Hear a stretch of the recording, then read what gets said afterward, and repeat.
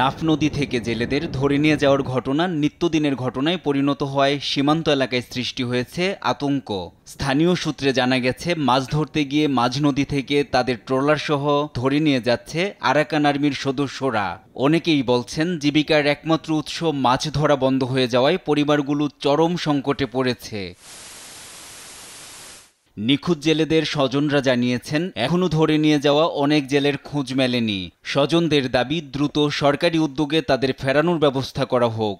মাছ মারি আইবার সময় এমনি খাইর থেকে মগবাজি ধরে নিয়ে গেছে, এখন খবর পাত্রে পাই না। এখন বাড়ি ঘরের মাঝে ফুয়ালা তোলা বিশেষ চিন্তা করতে আছে, মা বাপ দেখুন এখন অসহায় মরতে আছে, নাকাই আছে বহুত চিন্তায়। স্বামী গিয়ে দেয় গত বুধবার দিন কুম মারি হবে শনিবার দিন আজ যার করে মগবার দড়ি ফেলাবি দড়ি ফেলাই দিয়ে নিচ্ছিস এখন আর এখন সজন হয় আজ আমিও চাই আর চাইলে বেশি কষ্ট তখন আজি আত্মরতি আজ আমি যে সমস্ত সাগর স্নান করতে গিয়ে সমস্ত আজ তো ঘরের মাঝে 1 কেজি পর্যন্ত চল নাই। জেলেদের বোটের মালিক বলেন, 15 মিনিটের মাথায় তীরে আসার কথা থাকলেও মাঝপথে গন্তব্য বদলে যায়। ফিশিং করে আবার সময় মাঝে মাছ সহ মানুষ সহ জেলে সহ ভুটান দিয়ে ধরে নিয়ে গেছে আরাকান আর্মি। এখন আর বুড়োর বুট মানুষ সহ জাল সহ ভুটান ফেরত চাই। বিজিবির Ramu sector commander colonel Mohammad Mohiuddin Ahmed জানান, বাংলাদেশের জলসীমায় এসে জেলেদের ধরে নিয়ে যাওয়ার সাহস নেই আরাকান আর্মির।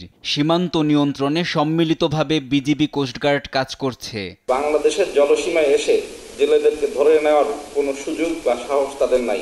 আমরা সবসময় সীমান্তে তৎপর।